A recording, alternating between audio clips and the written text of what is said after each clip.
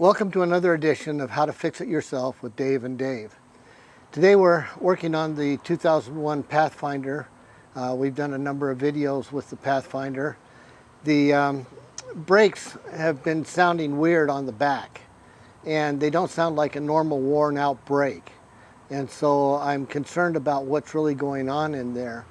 Years and years ago, it developed a seal leak around the axle that goes to the passenger side, the right side of the vehicle.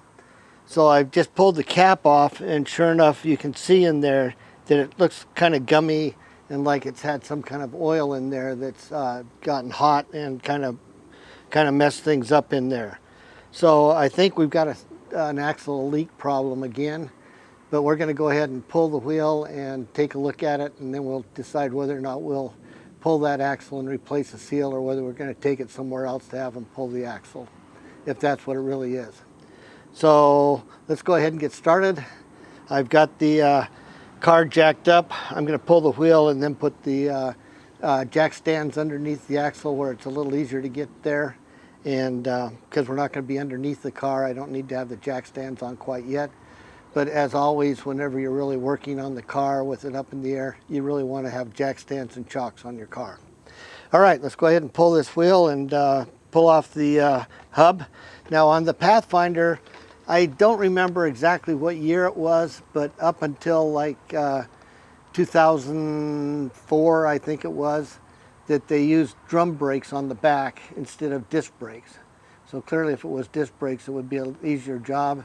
Drum brakes are kind of going out of fashion, so we'll go ahead and replace the drum brakes at some point, just because it's something that's kind of going out of style these days, and a lot of people don't know how to do those.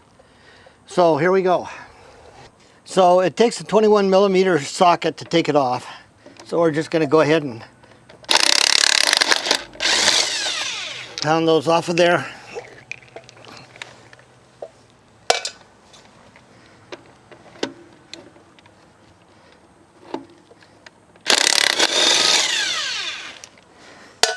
I find these DeWalt battery impact wrenches to be quite good, and saves a lot of hassle with dragging pneumatic hoses all over the place. So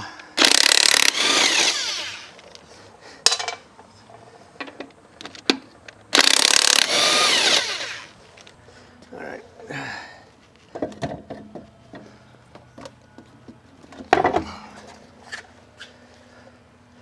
So the reason why I kind of think this has got a leak to it is this is still pretty gummy here, but this isn't a leak that would come from the brake fluid, because the brake fluid levels is not decreasing in the engine compartment there by the where you have your brake reservoir. So that's why I think it might be the axle grease.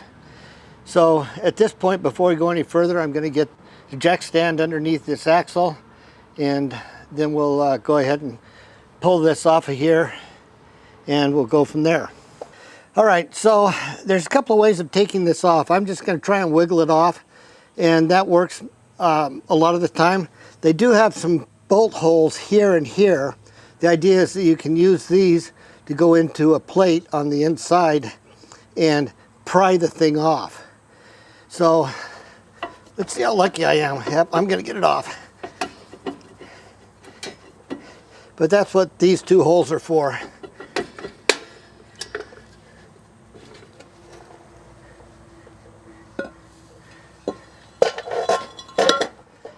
It's a little hard to see, so you'll see that right here it's greasy. You can see the grease buildup on it, and yet on the inside here there's no grease. And so the oil is flowing out to the backside of this flange. It's being slung off of this guy here, and it's going to the inside of the drum. And you can see the oil right there that's building up on the inside, and it's kind of polishing this area here, but this area out here seems to be grabbing okay. So that's why the brakes are kind of working, but they're also kind of making some weird noises. again, along with some of the diagnostics we're doing here, another point to note is that the brake pad itself has plenty of meat on it, on both the front edge and on the back side. So the whole problem with this particular brake has to be something to do with oil or grease or something, and that's why I'm convinced that we've got a leaky cylinder on our axle. So you can see that we're not down on the brake pad. The brake pad has plenty of life left in it, but because it's been impregnated with grease and oil, you know, those brake pads are no good at this point. So at some point we're going to have to replace the brake pads and that itself. I don't know if the hub needs to be machined or whether it's already machined out as far as it'll go.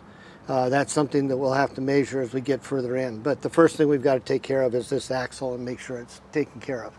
So at this point, it's pretty easy to determine that we're not leaking out of the master brake cylinder here on the brake itself, the brake cylinder, that there's no oil or anything around there that doesn't look like it's axle grease that's on there. So we've got an axle problem at this point. So now the question is whether we're going to go ahead and try and replace the axle ourselves, or whether we're going to take it in and have a shop do it. Just for a history point, I have had trouble with this axle before, but it was years and years ago, like maybe 15 years ago. I'd had the vehicle maybe 5-6 years, and the same sort of thing happened. The seals on this side gave way, and we had the same exact problem. The dealer at that time, because it was still partially under warranty, had to replace the axle 3 times before they got it right.